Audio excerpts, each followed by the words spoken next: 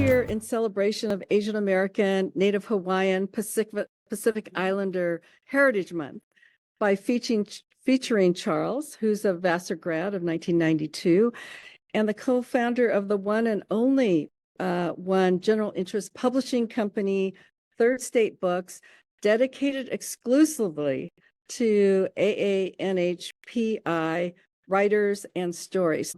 Thank you, and welcome everybody to this session.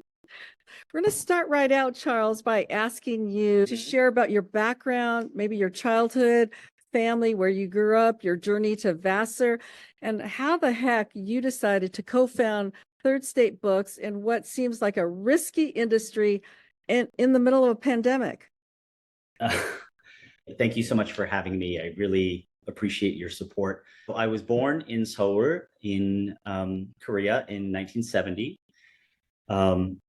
And in 1978, we moved to the United States. I was just a couple months shy of 8. I have an identical twin who also went to Vassar.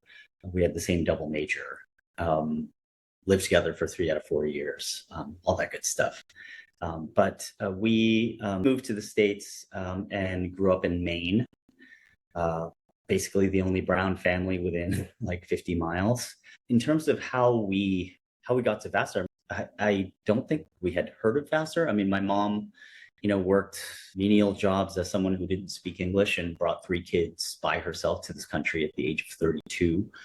We didn't have anyone here to say, oh, you should really think about the 7 sisters, or you should apply to the Ivies. And if you're going to do that, you should study for the SATs, and you should do this and you should do that. We didn't really have anyone to model for us what it meant to apply to colleges. I remember receiving a brochure from Vassar in the mail and thinking, wow, this is a really pretty campus. We almost went to West Point. My brother and I both got our nominations from Senator George Mitchell for West Point, and we almost went. I remember the day very clearly. We had our envelopes and, we were going to mail them in. And I remember we were crying, and my mom said, why are you guys crying? And I said, well, we don't want to go there, but we know that it would be free and they would pay us to go. And that's the only reason why we're going. And she said, well, then if you don't want to go, please don't go. So we visited a bunch of different places. And the minute that we drove through the gate onto the Vassar campus, we just knew that we were home. And so we decided we're going to go to Vassar instead. That's how we chose Vassar.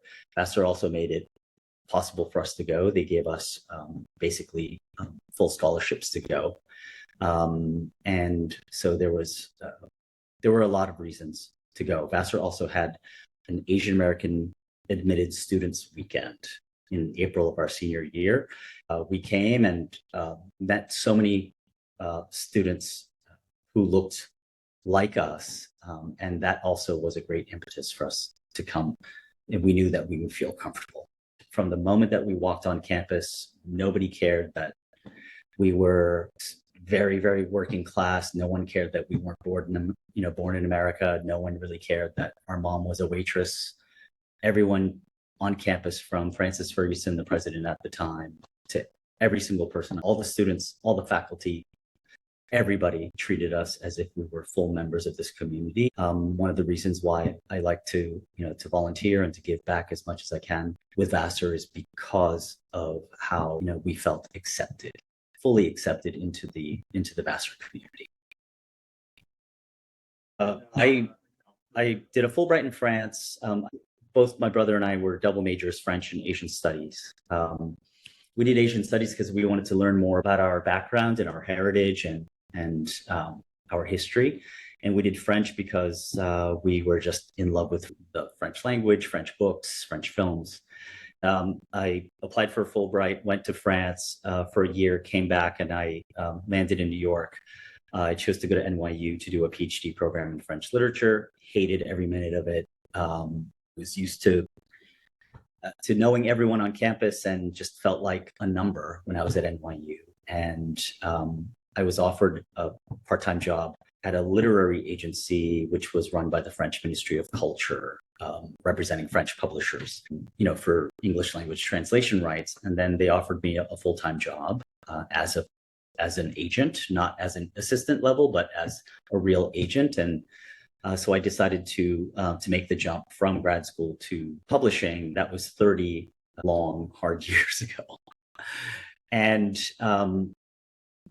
I worked with French publishers and then went into literary fiction and nonfiction editorial, worked in museums. I was editor-in-chief at one of the Smithsonian museums for 9 years, ran the publishing program at the Museum of Modern Art for 6 years, and then went to go work at a literary agency called Serendipity, which is the largest agency in America representing writers of color.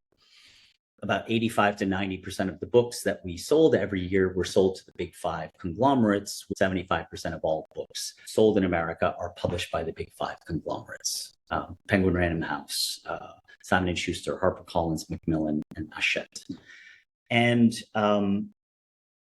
in the four and a half years that I worked there as the senior agent, it was our job to know all the different houses, what they published, who bought what, etc.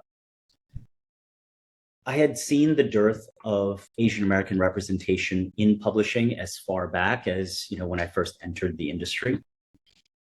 But there it really became crystal clear to me that Asian Americans were just severely lacking representation at the highest levels of publishing.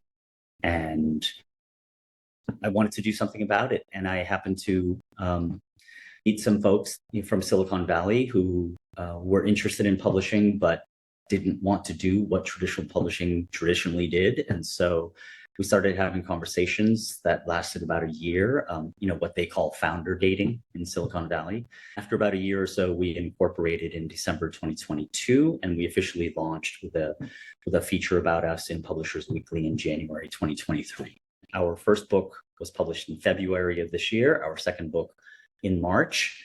Our third book was published just this Tuesday, yesterday, and our fourth book is coming out on June 4th. We have another 3 books coming out in 2024.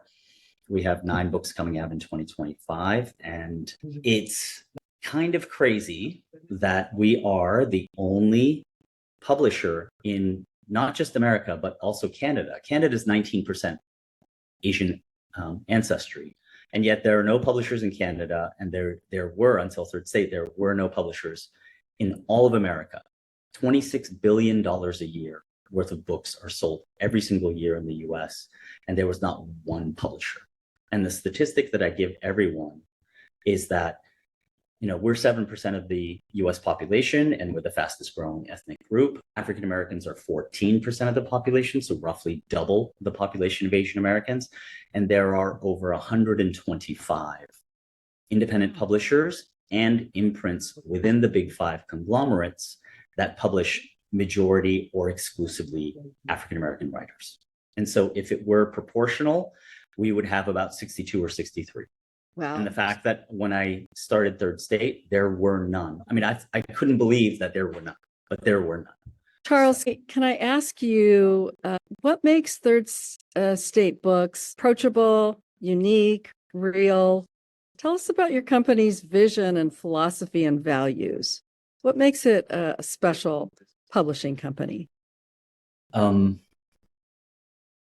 a good question. But before I dive into the answers, I'd like to pose a question to the folks that have joined today. What is your impression? What is your impression of the publishing industry, specifically as it relates to Asian Americans? What do you think the place of Asian Americans is within the current publishing landscape? And your answer might be, I have no idea, or I think Asian Americans are doing well. I think Asian Americans are doing poorly, but please let me know. Well, let me just start out and say, I have no idea. I mean, but if you're the only Asian publishing company, I would think we are not doing that well. Right.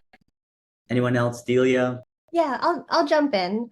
I read a lot, and I do feel like there is more now than, it was like 15, like 20 years ago. I'm not in the publishing world, so I don't know as much about what's happening behind the scenes. But I think from my perspective as a book consumer, like reader of books, it's great to see romance novels with, written featuring Asian American, characters. There's mysteries, there's sci-fi, so it feels like there's more than there was, but I don't know what that says about what else is still not being surfaced. So I think this is like really fascinating to me because I love to read, but I don't know all the different things going on behind the scenes in terms of publishing. There's a comment from Tanya also. Yes, Tanya in the says, chat. like many industries, there are a few rock stars and many others are not supported. And I think that is a very astute observation about the publishing industry generally, but especially as it relates to Asian Americans. Everyone's heard of Crying in H Mart, everyone's heard of Pachinko, everyone's heard of American Born Chinese. And we see these stories, either they become films or TV shows, they become bestsellers. And so we see them on our social media feeds and we think, okay, there's some Asian American representation there. And according to PEN America, about 7% of books published are written by Asian Americans. Books published by the traditional publishing industry are written by Asian Americans. So in terms of, Asian Americans as authors, we're not severely underrepresented. But the problem is that, when you have Asian American authors and you have Asian American or just readers generally, there's an entire industry that is not built with us in mind, that is supposed to act as a conduit between Asian American writers and all readers, not just Asian American readers, but all readers. But every step of the way, there are, rather than facilitating that connection between authors and readers, there are obstacles that are placed. So I'll give you an example. The big five publishing houses, they basically don't accept books that are submitted to them that are not represented by a literary agent. So if you're an Asian American writer, you basically have to have an agent if you're going to be taken seriously by the big five conglomerates. And the conglomerates are five companies, but within each company, there are, as many as 100 or somewhere between a dozen and 100 different sort of editorial imprints. The estimates are there are about 350 different mini houses under the big five umbrella. And you can count on one hand the number of editors that actually accept unagented manuscripts. So you have to have an agent, but 95% of agents don't accept unsolicited manuscripts. You have to know someone in that agency, or that agency has to reach out to you in order for you to get representation. Also, 98% of literary agencies are owned by white folks. And then when they submit to the editors who acquire the books, in the big five, 85% of editors are white. And so you have literary agents who are 85% white, 98% owned by white folks that are submitting to 85% white editors.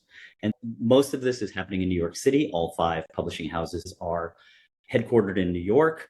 New York City is 76% non-white, and yet almost 9 out of 10 people who are buying the books, who are judging whether someone is good enough to be published or not, are white.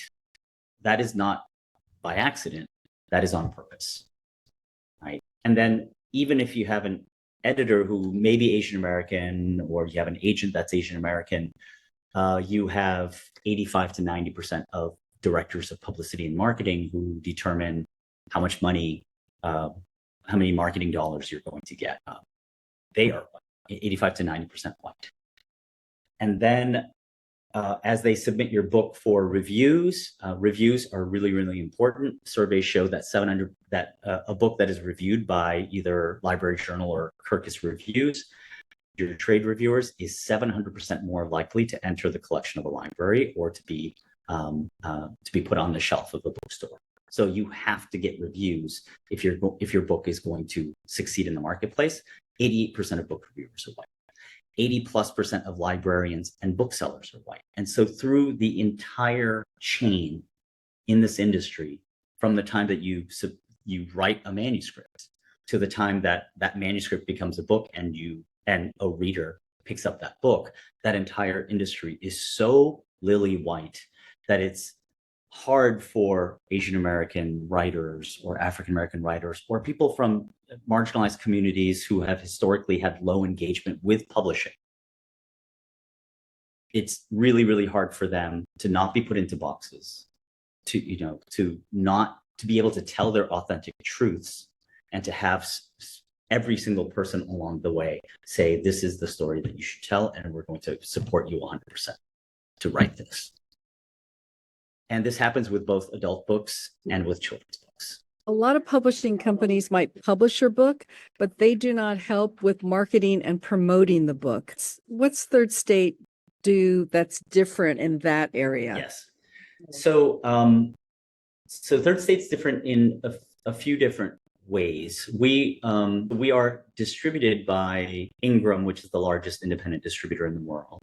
Our books get sold to 45,000 national accounts across North America. So we have great distribution as if we were a traditional publisher. But one thing that we're doing is we are investing our marketing and promotional dollars into publishers. So let's say a Big Five publisher gives you $50,000 as an advance, right?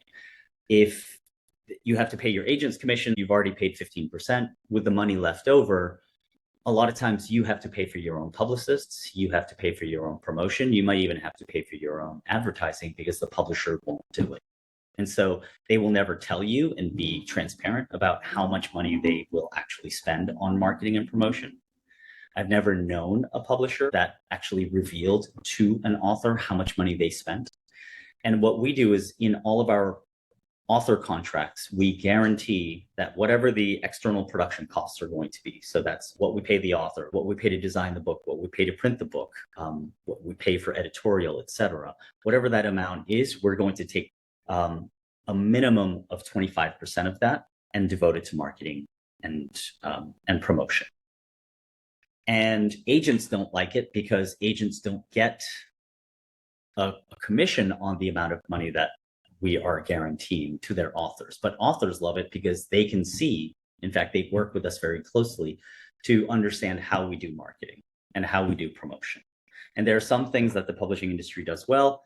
There are other things that it doesn't do so well. For instance, reaching Asian American media. We have partnered with a company called NextShark, which is the largest Asian American media outlet. And they've actually taken an equity stake in Third State, and they are helping to promote all of our books. And they get about 60 million social engagements per month on Instagram alone. So we have a ready-made Asian American audience that finds out about our books very easily through repeated posts and promotions and ads and editorial stories, through NextShark, through Asian Hustle Network, through Gold House, through different Asian American media outlets that basically have little to no contact with traditional publishers. What traditional publishers will do is they will go to Minjin Lee and they will say, okay, Minjin, can you get us some Asian American media? And so she goes to the CEOs and founders of these media companies and says, hey, can you do a story for me? Hey, can you run an ad for me? Hey, can you do a promo for me? And can you do it for free? Because the publishers refuse to pay. When we first met NextShark, they told us that in 10 years of existence, they had never had a publisher spend a single dollar promoting an Asian American writer. And they had never had a Hollywood studio spend a single dollar promoting an Asian American directed or starred film. Ironically, they have offered money for non-Asian American starring or directed films. They've offered money for Hollywood films that star other people because they want to reach the Asian American audience. But when it comes to an Asian American film, they think that the director and the actors and everyone should be able to bring these national media outlets and get attention for free. Wow, that's stunning. It's a little crazy. Yeah, yes. Questions or comments do you have from Charles, or what's your reflection on what Charles has said so far? I'm just, how has the response been, and how, like, what what are you receiving from authors in terms of how they're feeling about finally having a space to represent? The response has just been overwhelming. We've had more attention than any small fledgling independent publishing house has a right to get. I mean, we just were offered a 4-page wraparound of Publishers Weekly for the first week of Asian American Heritage Month. We were able to put our logo out there, and that goes out to the entire industry so that we could really make a statement about who we were. We've been able to sign books that we have no business signing, considering who we are. We have, for instance, we have a book we just signed, an author named Tien Ho. He is the DA of Sacramento. Mm. And he was the lead prosecutor of the Golden State Killer and put the Golden State Killer behind bars. And he could get $1 million advance from any Big Five publisher to be able to tell that story. The only major book that has come out about the Golden State Killer was written by a woman named Michelle McNamara, who's the late wife of Patton Oswalt. And she, as a journalist, had investigated the story. She passed away before she was ever able to identify the killer. But she sold 1 million copies of this book called I'll Be Gone in the Dark, which was her obsession with the Golden State Killer. And so that story in the publishing industry is huge. And this is the first book that is going to provide the definitive inside account of how he was pursued, caught, and then prosecuted. And he found out that we existed and just basically passed on all the Big Five houses so that he could be published with us. And we got him for pennies on the dollar. And on top of that, he gave us TV and film rights. We have another book that was offered on by Viking and by Knopf, a book called LA Coroner. And LA Coroner is about Dr. Thomas Noguchi, who was the chief medical examiner of LA County from the 1960s through the early 1980s, and thus did the autopsies of every single famous person that died in Hollywood, the 60s through 1982, including Robert F. Kennedy, Marilyn Monroe, Natalie Wood, all 9 Manson family murders, Janis Joplin, John Belushi, William Holden, I mean, you name it. He did their autopsies. And the woman who wrote the book got offers from these very, very prestigious Big Five houses, but they were all like, you know what, let's get rid of the Japanese guy. We just want a book on celebrity deaths. And in the meantime, this guy, he revolutionized forensic science.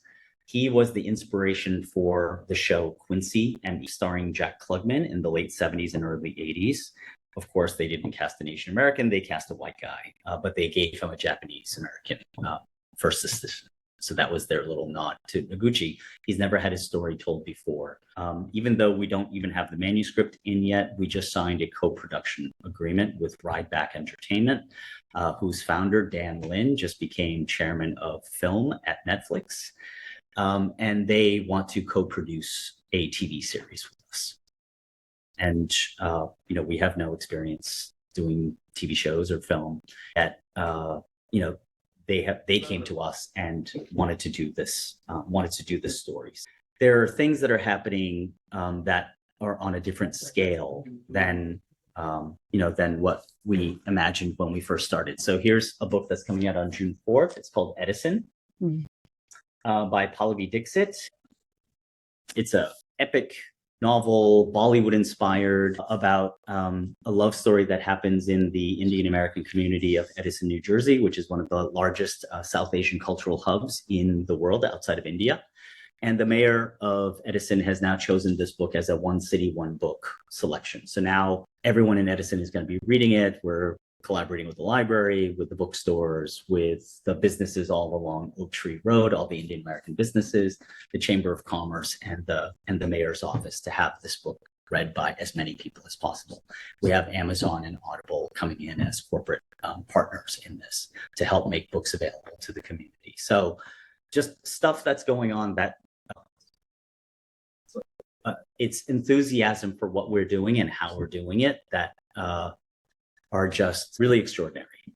So we couldn't be happier or more grateful for the great attention that we've gotten.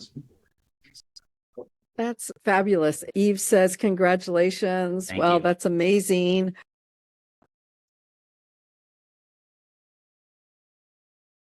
Very, very small operation. There are only 3 of us full time, but then we have an army of freelancers and consultants, especially on the marketing and PR front. So when I say we're a general interest publisher, that means we will publish anything and everything.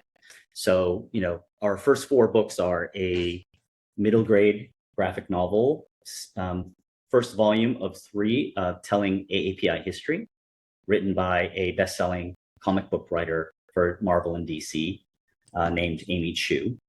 And this is co-published with the Asian American Foundation. So that was our first book. And then our second book was a romance novel called Pride and Preston Lynn. And this is a contemporary adaptation of Pride and Prejudice that takes place in the Asian American community in the Bay Area. And just a little aside about this, you'd think publishing romance is not so serious, but for us, it was a political act because romance is by far the largest fiction category in terms of sales in America. And yet only 11% of romance novels are written by Black and brown people. So our country's 42, 43% non-white, and yet only 11% of our romance novels are written by Black and brown folks. And so what happens is that, especially with Asian Americans, we almost never have a romantic male lead in films, in TV, in novels that are fully Asian. And so for us, it was a political act to publish this book. And in fact, the author, who's she's Chinese American, married to a Caucasian, she has mixed race kids, and she has seen them sometimes struggle to feel, at home, either among Caucasians or among Asian Americans. And so she made her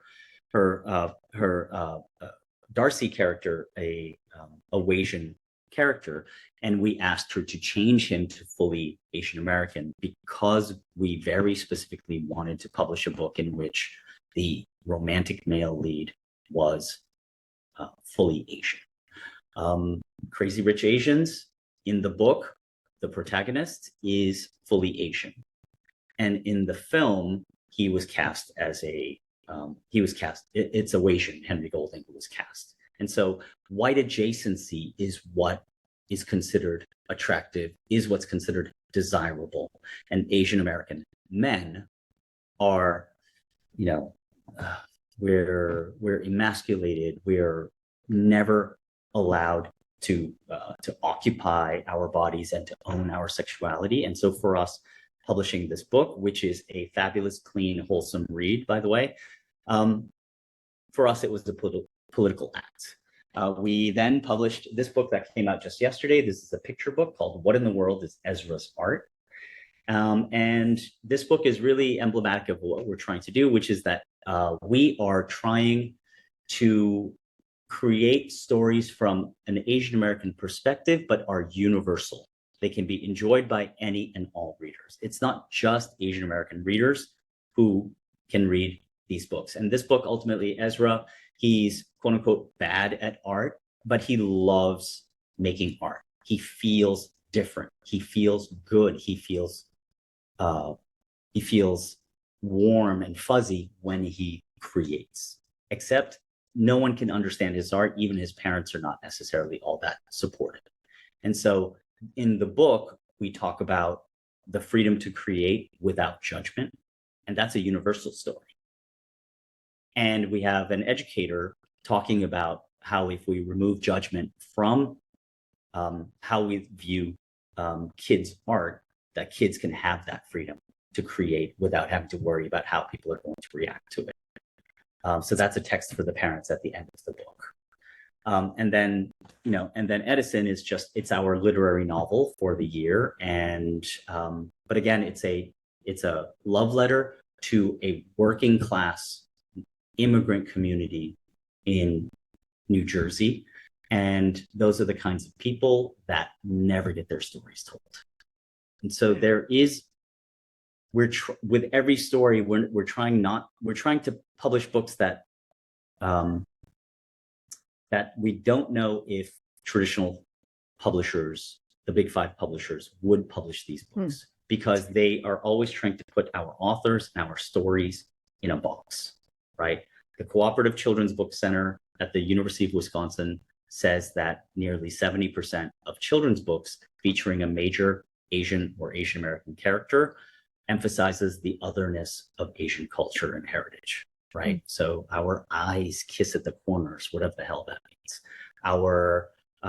Our foods stink, and so we get bullied for it. Our names are unpronounceable. Our parents are tiger parents. We're good at math and science, but we can't be the championship winning, quarterback or the pirate or the adventurer or the astronaut. The heroic characters that white characters are always allowed to inhabit, Asian American characters are still not allowed to do that, right? Charles, I'm going to stop. I'm going to stop you for a second because I think Alma has a comment or a question. I have a Asian American women's book club, and we read a lot of, it's called the Bento Book Club. Mm-hmm.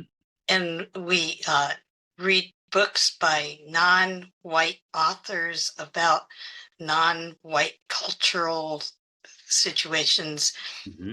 And we go to restaurants that feature the food of the culture that we eat, are reading about. But I don't know anything about, this is the first time I've ever really had any education about how the world of publishing operates. I mean, this is what's crazy though, right? Books are a pillar of every civilization, have been for thousands of years, right?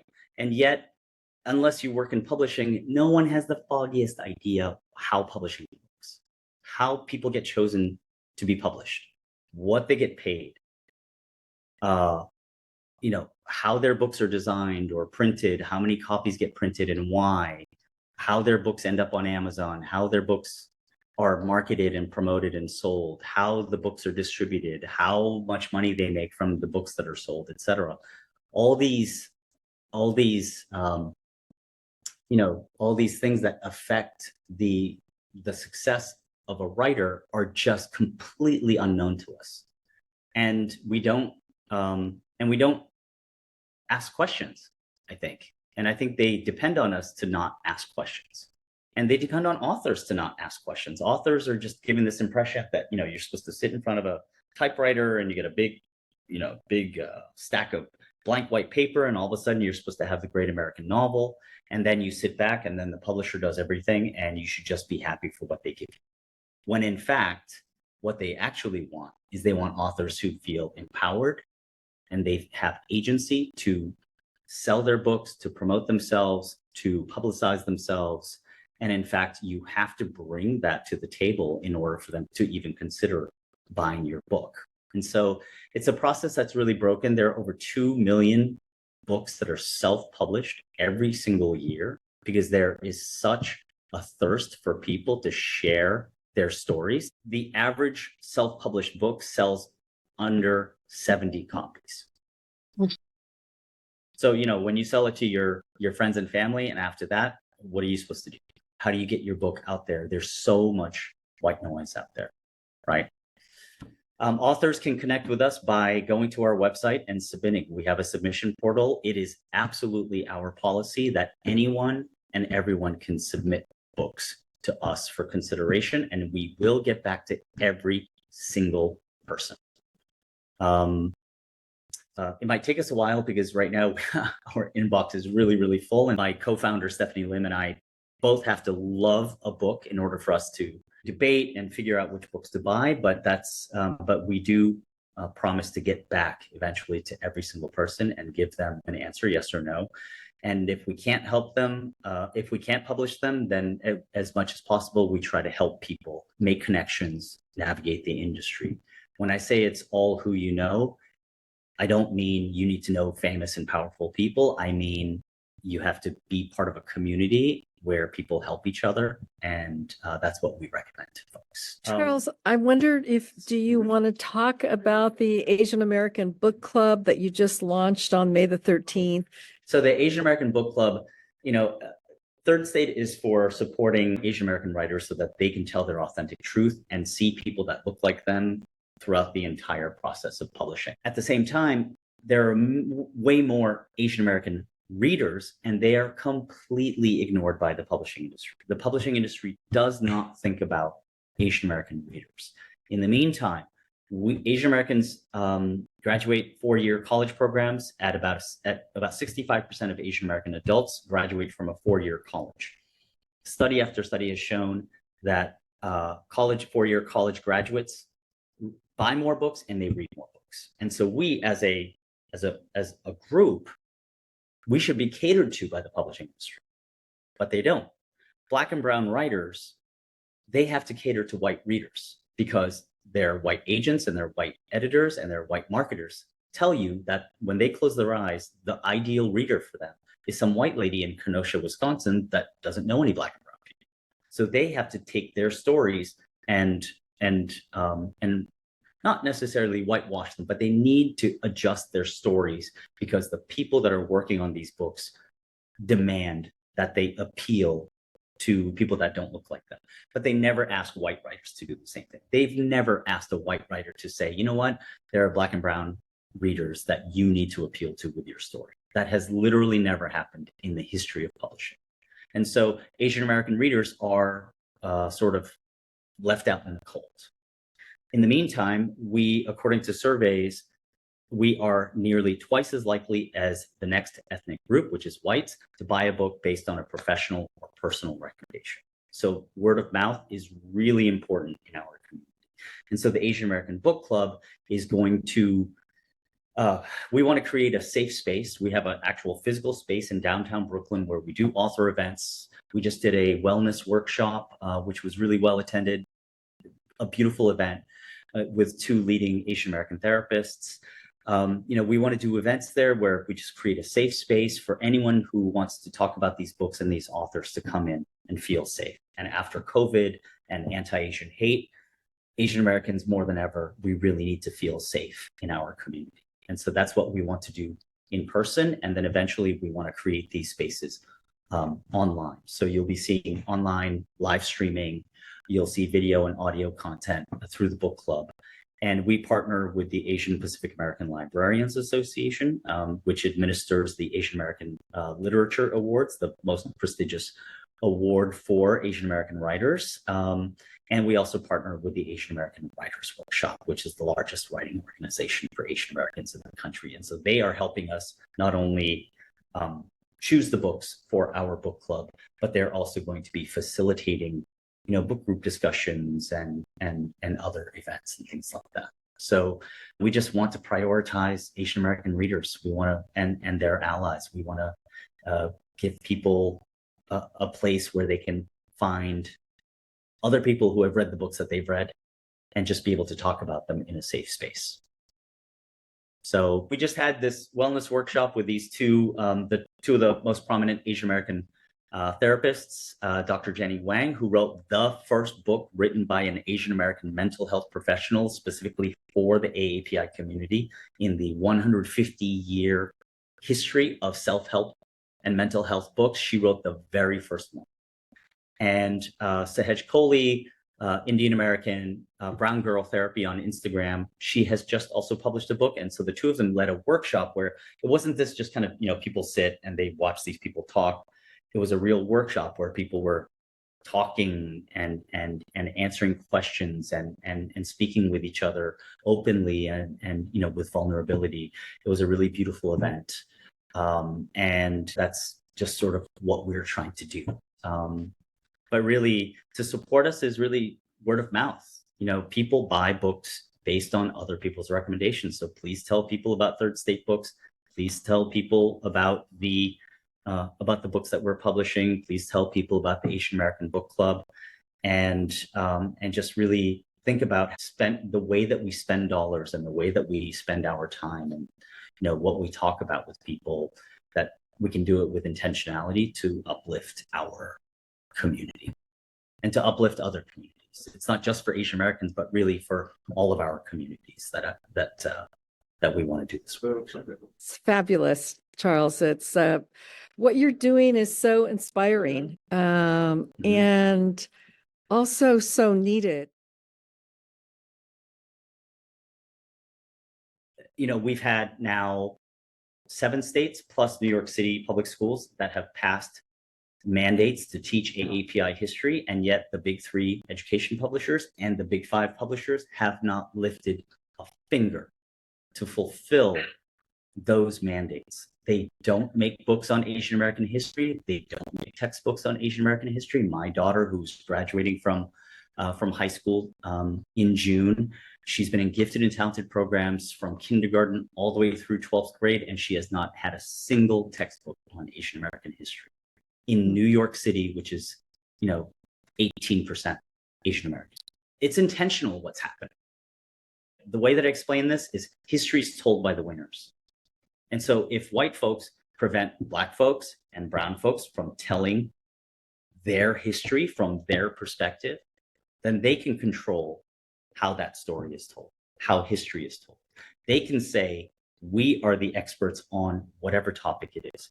We are the best-selling writers. We are the best writers. We are the award-winning writers, et cetera, right? And so that's why we need to engage more deeply with publishing, by writing books, by supporting other writers. We need to come together as a community and say, this is important to us, and we're going to prioritize this.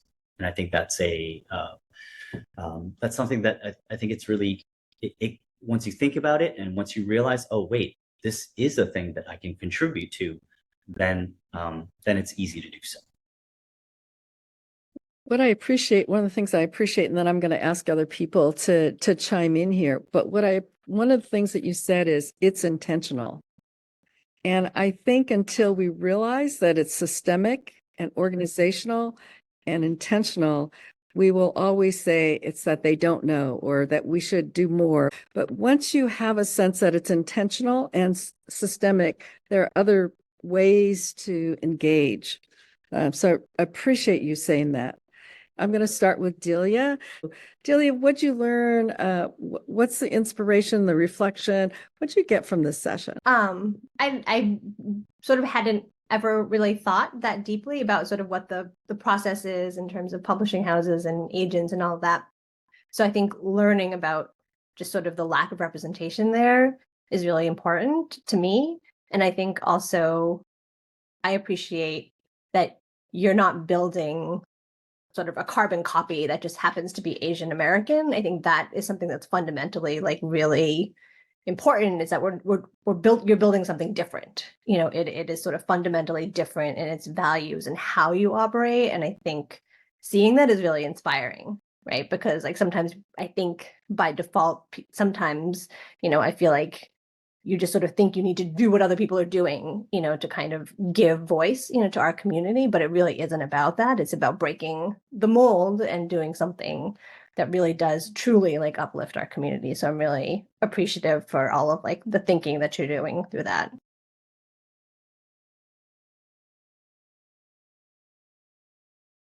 Is international distribution perfect in any way? No, not necessarily, but they should be available through your normal channels.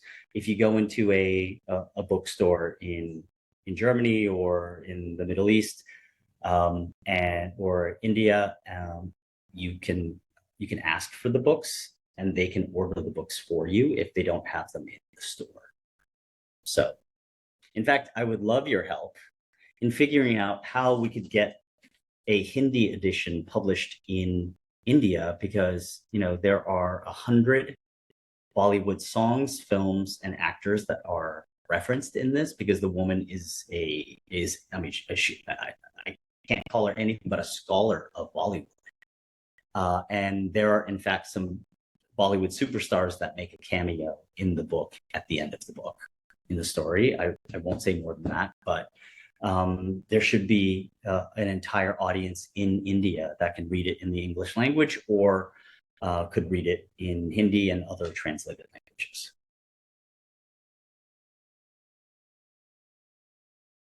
So we're, at the book club, we're doing all kinds of different collaborations, coming up with different memberships, partnerships, sponsorships with, Amazon and Audible are now corporate partners.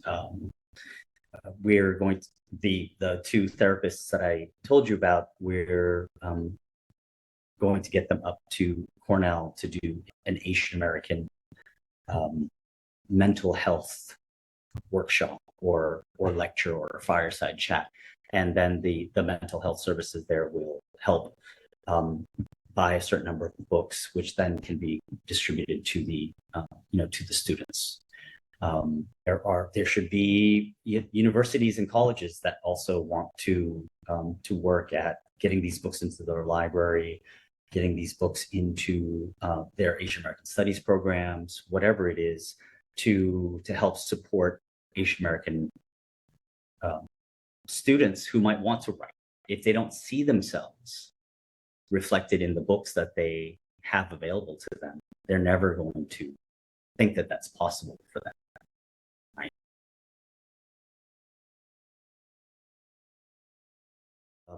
If you look at the starting salaries for publishing folks, at the assistant level, first of all, you're forced to do 3 or 4 unpaid internships in the most expensive city in America in order to, or the second most expensive city in America, before you can ever get an assistant job. And that assistant job, I just saw a full publicist job, not assistant publicist, not publicity intern, a full-time, 5 days a week, no hybrid, not remote, nothing, in-person publicist job starting at $42,000. That's in New York City in 2024. And so if you don't come from money, if you don't have wealth, if you don't have a trust fund, if you don't have wealthy parents who can subsidize your living in New York, it's really, really hard to continue working in publishing. There's a really great Instagram account called XOXO Publishing with 3 G's. XOXO Publishing GGG. And it's like Gossip Girl, but for the publishing industry. And the toxicity, the ableism, the patriarchy, the racism, just chewing people up and spitting people out that the publishing industry does. And it's like this, of course, for many industries, but publishing, we have this impression that, editors and publishers are genteel people and we're nice people because we work in books, but it's an extremely toxic place to work, and especially if you're being paid, a third of what you might make in some other industry, and you have to commute an hour and a half each way just to get to your office. And this is why there is a lack of Black and brown people also and poor white people in publishing, because they can't afford to. And that's why they don't know anyone that has made it, because there are so few people that have really stayed in publishing and made it to the top. And so the impression is we just don't work there. Charles, we are rapidly coming to a close here. I wanted to read what Eve said. She said, I want to say, wow, I learned so much tonight from you, Charles. What an incredible project you have founded, a movement, really. And thank you. I look forward to supporting and spreading the word. And you're all the best for sticking through the whole thing. Well, it's so interesting, and you have these facts, and you gave us a vivid picture of the industry, and then what you're doing to make a difference in that industry. So it's also inspiring to listen to you, to see what you've done, to share your knowledge and just everything that you've done. So thank you so much for this. It's been my absolute pleasure, and and privileged to talk to everyone here. It's just, I just want to publish books that I'm proud to publish, you know. And at MoMA, we published 52 books a year. I managed a $4.5 million budget and staff of 14, and all we did was just make expensive books for rich folks. It was soul crushing to do that, and I just, you know, love making books that I know people, kids, families, parents, educators are going to read and say, wow, I'm really glad I was able to, you know, to read this and share it with people, because I just want to give people books that, you know, where they see themselves, you know, properly and genuinely reflected. So thank you, everybody, for joining us tonight. I really appreciate it, Charles. You, even though you're modest about it, you are starting a movement, and we thank you so much for the work you've done. And we will try to get this in many different places and channels so that people can listen and watch the interview and the group process here. So thank you so much, everybody. Yeah, thanks, everybody.